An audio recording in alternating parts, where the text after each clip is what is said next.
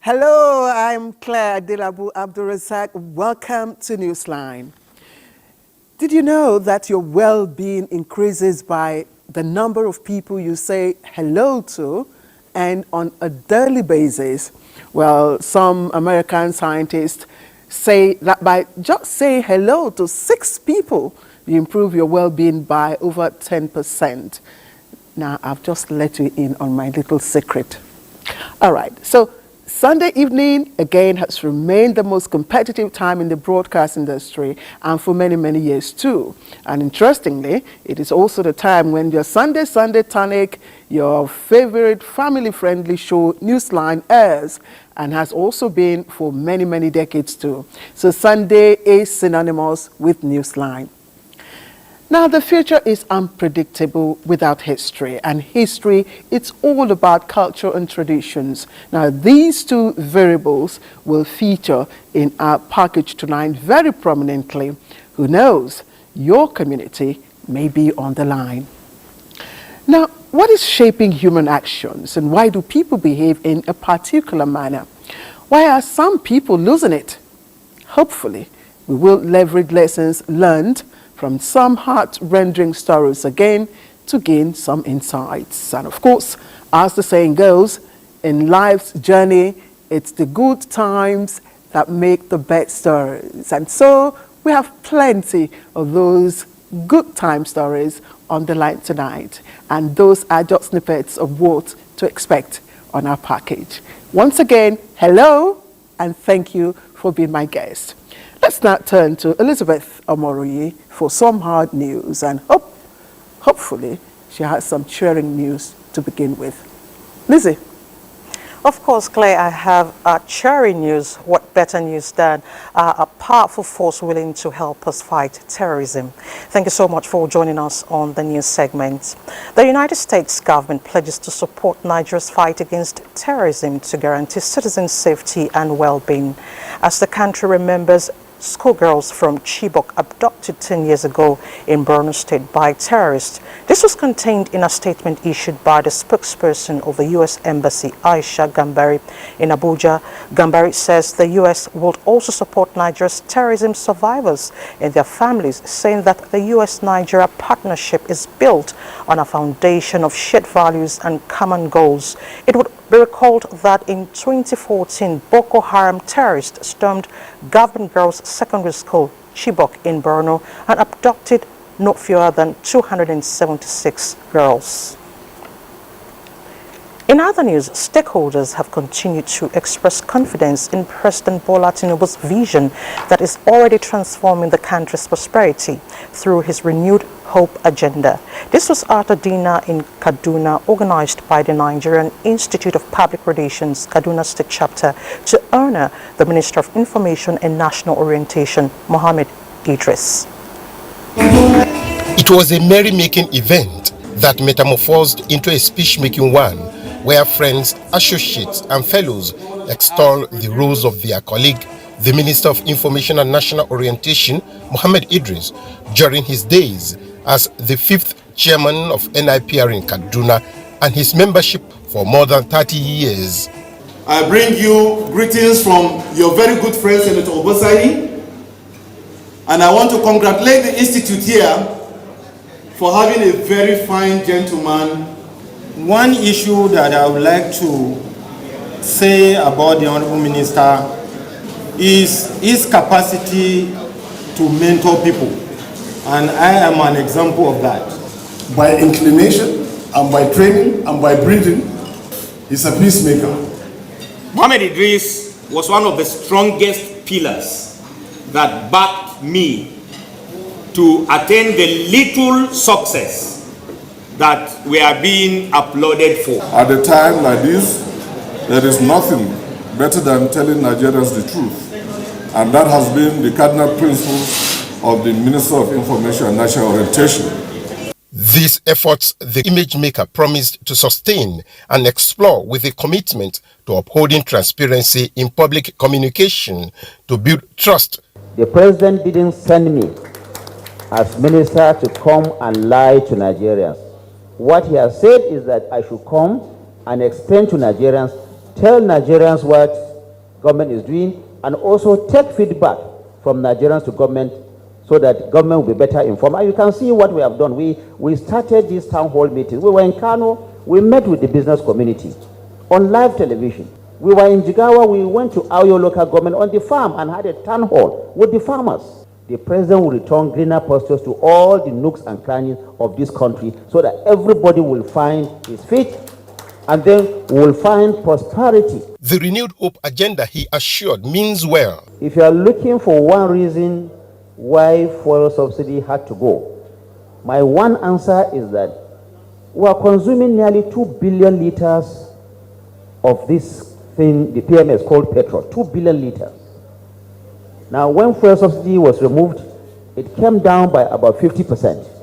As a fellow of NIPR, he promised to remain a worthy ambassador of the Institute. In Kaduna, Saliu Gwanara, NTA News. Minister of Steel Development has assured the people of Omala local government area of Kogi State of President Bola Tinubu's continued efforts towards security. The minister gave the assurance during a visit to commiserate with victims of Agujeju Odo attack in Abeju Kolo Omala local government area of Kogi State. Ayodele Ibibim reports.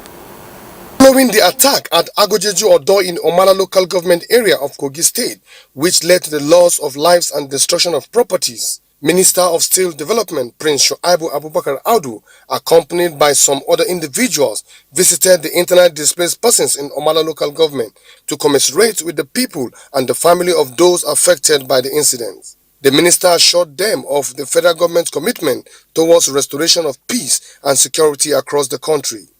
He made personal cash donation to support the affected people and cushion the effect of the attack.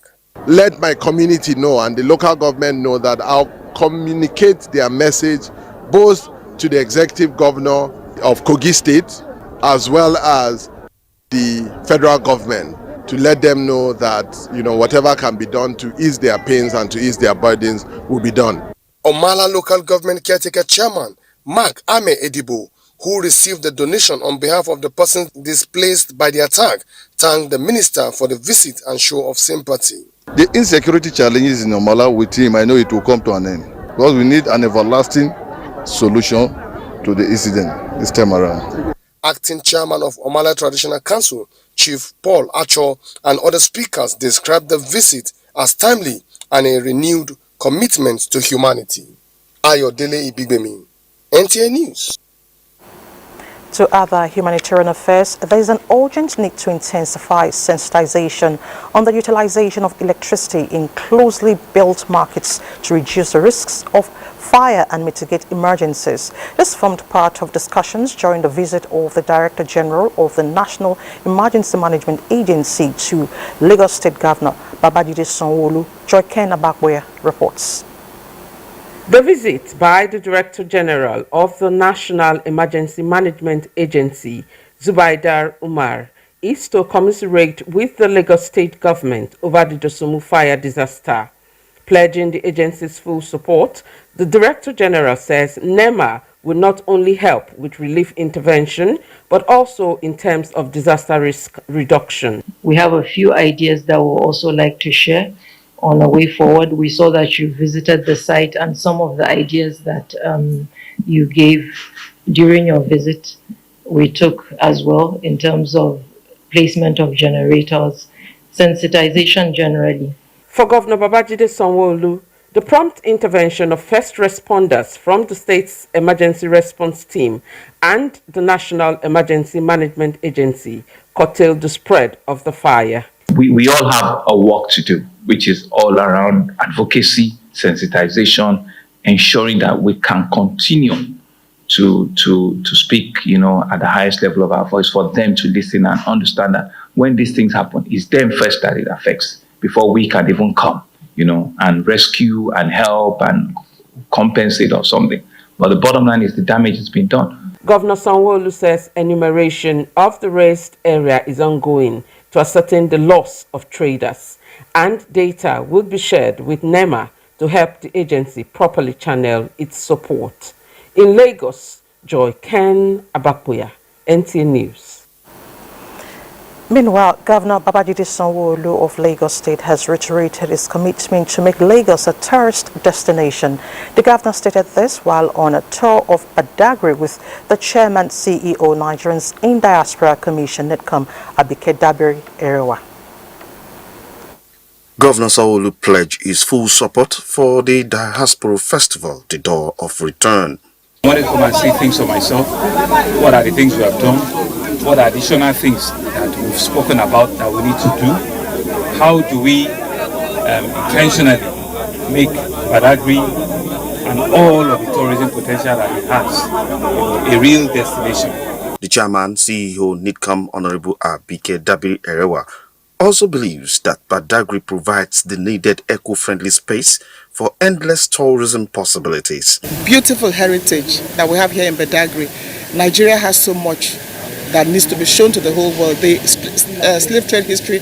Now we are bringing the diaspora component to it, which is the door of return, or what we call the joy of return. What we have here, nobody has it in the world. The Badagry Door of Return Festival takes place every third weekend of October annually. It is considered not only a tourism event, but also economic, historical, and spiritual. In Lagos, Lanre Bileyi, NTA News. Now to Iran-Israel crisis, the federal government of Nigeria has joined other members of the international community to call on Iran and Israel to exercise restraint as diplomatic efforts are ongoing to ease tension and avoid a further conflict in the Middle East. A statement by the spokesperson of the Ministry of Foreign Affairs, Francisca Omayuli, notes that in this critical period, it behoves the two countries to reflect on the universal commitment of peaceful resolution of conflicts for the advancement of global peace and security. In another development, the Corps Marshal Federal Road Safety Corps, Dauda Alibiu, has directed sector commanders to set up patrol operations to tackle the menace of route violation on the country's highways. This followed the fatal crash that claimed 19 lives on Sunday, 14th of April 2024 along Oyo-Ogbomosho route due to route violation by two vehicles. 19 persons, all male, got killed, with only one surviving victim. The Corps Marshal called on the motoring public to avoid all incidences that could lead to road traffic crashes and directs Oyo State Sector Commander to deepen investigation into the crash. In another development, the Federal Road Safety Corps has also cautioned the public about fake online platforms misinforming the public about an ongoing recruitment of personnel into the services of the Corps. The Corps says it is presently not recruiting, neither is there any ongoing arrangement to that effect. The Corps Marshal Dauda Alibiu advises applicants seeking to join the services of the Corps as well as the general public to disregard the fake and misleading publications. To political matters, as political parties in Edo await the flag off of campaigns in line with INEC's calendar, the All Progressives Congress APC in the state has received defectors from other political parties who joined the party. Receiving them, leader of the party in Edo State, Senator Adams Oshiomhole, formally announced Senator Matthew Ohohogie as Director General of the campaign team for the September 2024 elections. Ifoma Okafo reports. Senator Matthew Urogide, former Clerk National Assembly Patrick Giwa, and 8 former council chairmen in Edo State have led their supporters to join the All Progressives Congress as the party strategizes ahead of commencements of campaigns from 24th of this month.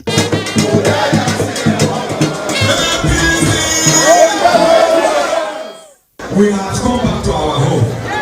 Our leader, Senator Urogide, has spoken well.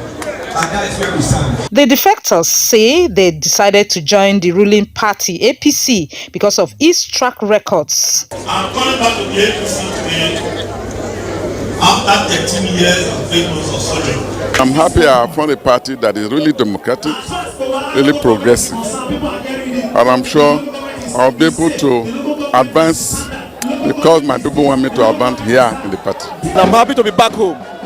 Want to greet all our leaders for accepting us again. Together we'll be back. For the leaders of the party, they have found Senator Matthew Urugide fit to lead them through the electioneering period. All the experiences that you have accumulated over the years in whichever party that you were in. And I'm looking forward to working with you so that together we claim those things.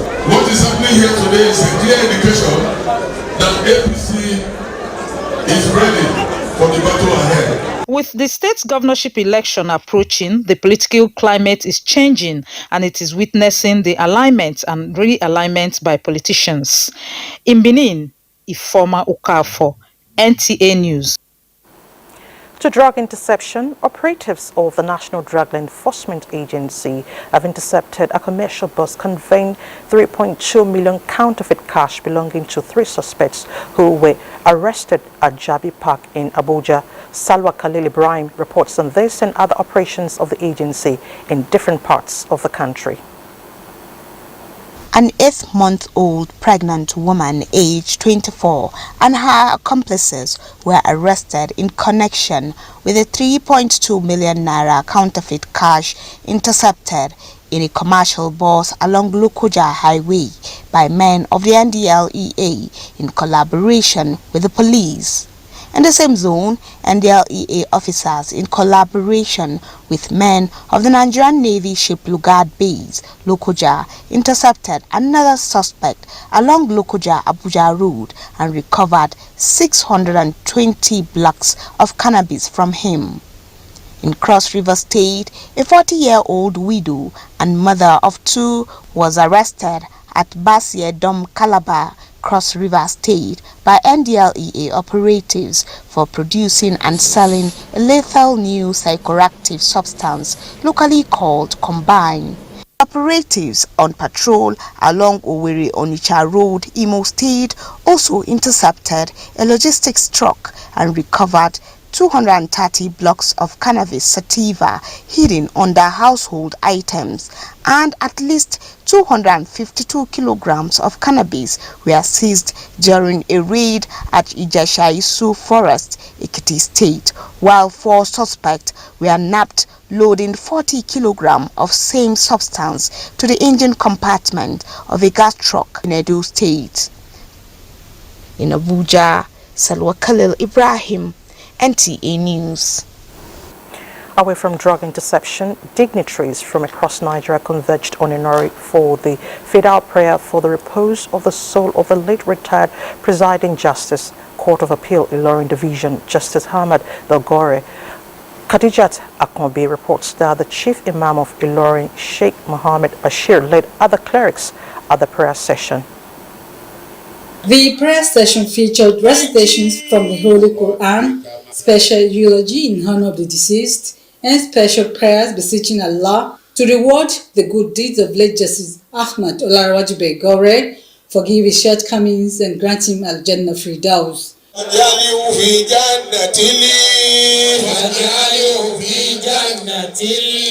In a short but thought-provoking lecture, the Grand Mukadam of Ilorin, Sheikh Sulaiman Damborono, explained that enviable positions, leadership and prestige, as well as other worldly acquisitions are not important in the sight of Allah except they are accompanied with piety.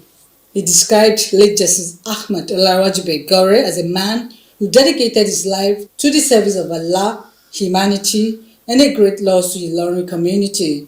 He was a jurist by excellence. He was a very thorough judge, very deep, very knowledgeable. Whatever he does during his lifetime, he did diligently. So the state government really felt his loss. Papa meant a lot to us in Ekiti State. He delivered judgment passionately with the fear of God. His departure is such a monumental loss to all and sundry, and to someone like me in particular. He lived a life of someone who is very compassionate about the well-being of everybody around him. Late Honorable Justice Ahmad Olarewaju Gore, who retired last year as the Presiding Justice Court of Appeal Ilorin Division, died on Tuesday last week at the age of 72. Khadija Takumbe, NTA News. And next, some sporting stories from Badi Adile.